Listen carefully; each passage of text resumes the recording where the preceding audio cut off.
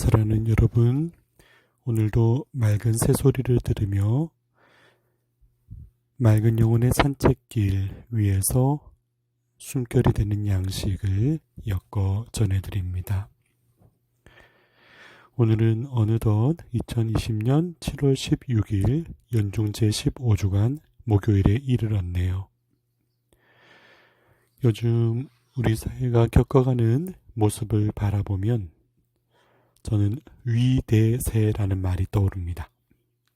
위대세, 곧 위기에 대처하는 우리의 자세, 이렇게 이름을 붙여보면 어떨까 해서요. 참으로 위기 상황이죠. 하루에 제가 있는 곳만 해도 하루에 7만 명 가까운 새로운 감염자에 대한 소식이나 그동안 경제 재개를 위시해서 겨우 열었던 문을 다시 닫게 되는 봉쇄 조치나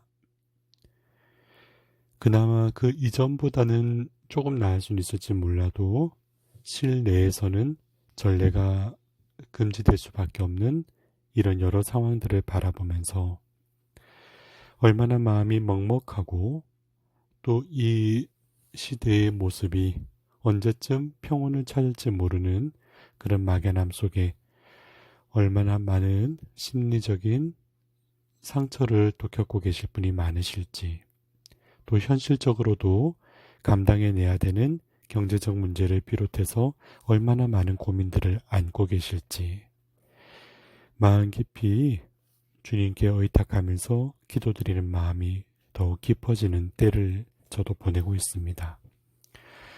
저희 신부님들도 어제 또 영상을 통해 여러 근황도 나누고 교우분들 염려도 하고 한 분 한 분의 마음속에 깃들인 어려움들을 위해서 기도하는 마음을 모을 때 이렇게 몇 개월 만에 영상으로 함께하는 모습이 얼마나 마음으로 짠하든지요.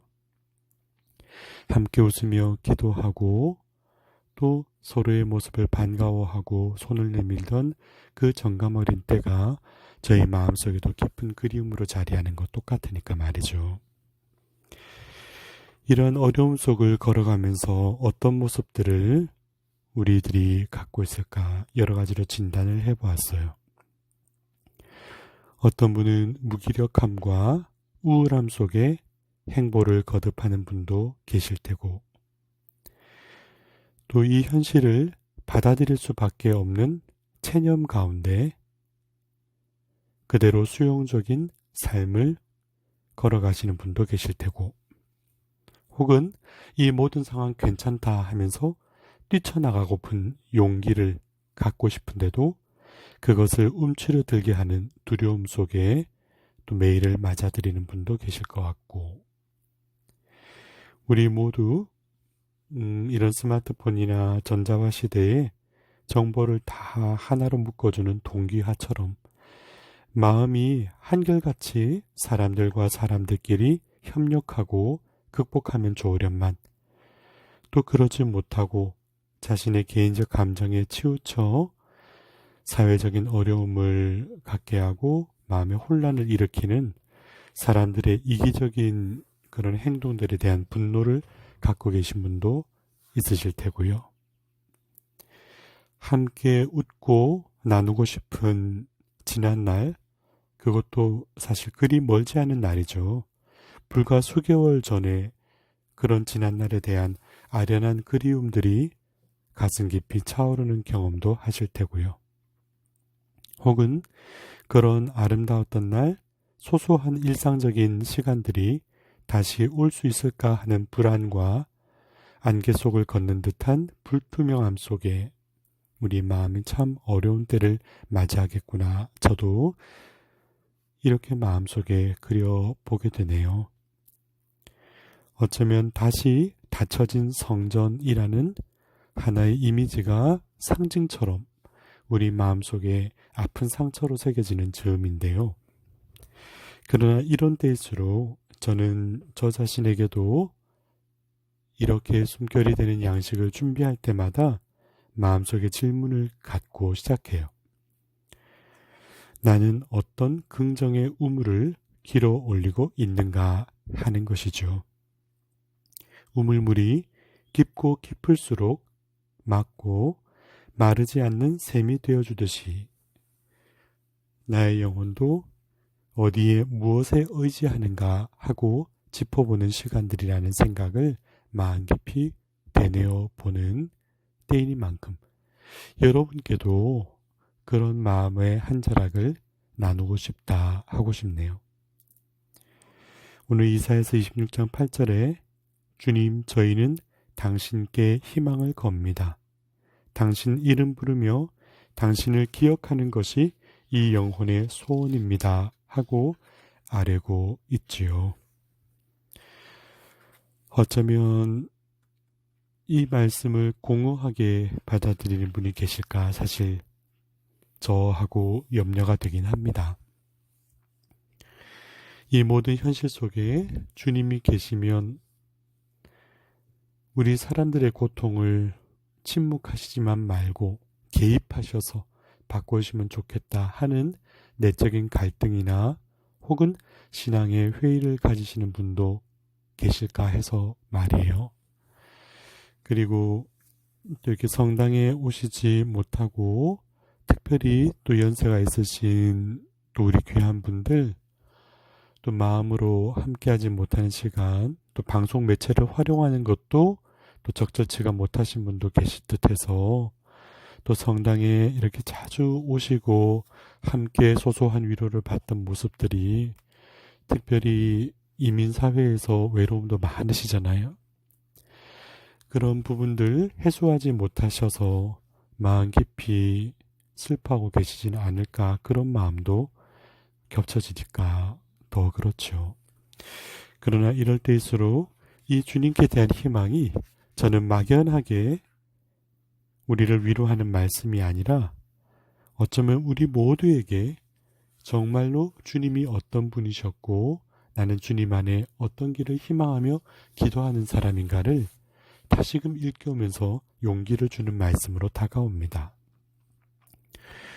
우리가 겪고 있는 이 시간들이 그동안 세상이 우리에게 보여주고 때로는 나도 모르게 그 모습들에 물들면서도 가슴에 어떤 고정된 관념으로 자리했던 삶의 모든 가치와 의미를 희석하는 시간이 아닌가 싶기도 합니다.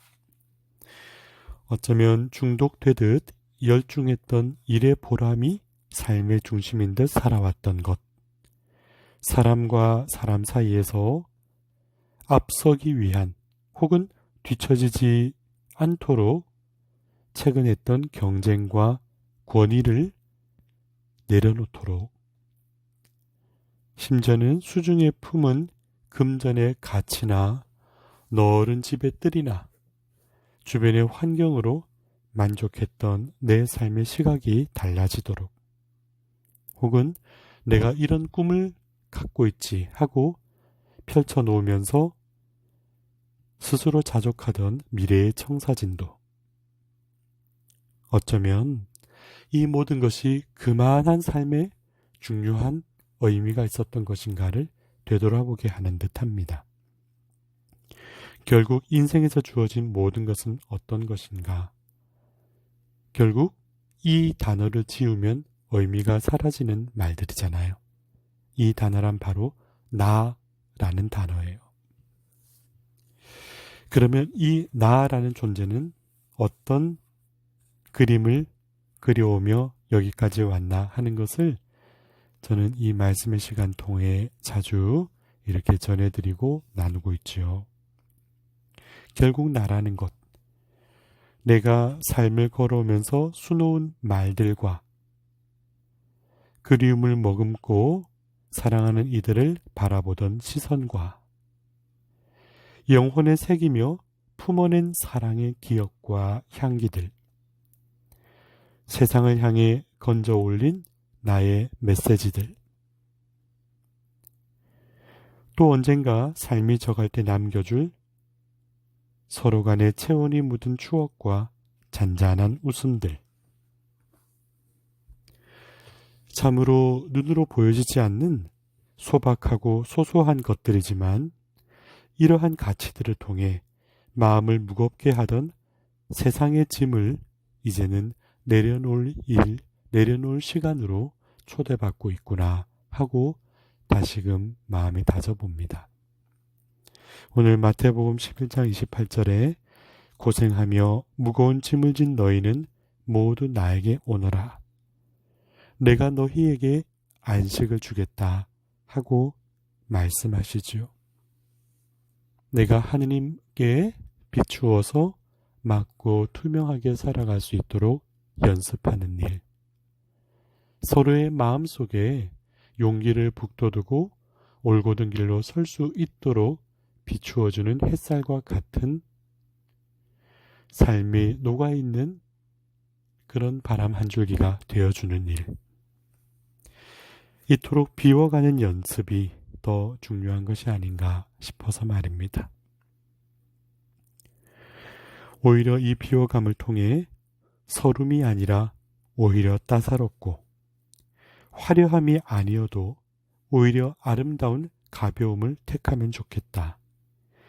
그리고 언젠가 우리 삶의 여정에 다가올 이별을 그냥 헤어짐의 아픔이 아니라 기꺼운 이별로 배워가고 마음속에 그 삶의 아름다운 일기를 써내려가는 성숙의 시간들로 지금을 바라보면 참 좋겠다 싶습니다. 여러 분주함과 어려움, 분노와 두려움, 우울과 상처의 복잡한 감정이 새겨지는 이 위기의 때에 나는 조금 한곁으로 내 마음을 비껴서서 주님의 따사로운 품에 기대어 당신께 희망을 걸고 주님의 이름을 부르며 기억하는 그 때묻지 않은 소원을 마음속에 품으면서 이 어려운 때를 대처하는 우리의 자세를 가다듬어 갔으면 좋겠습니다.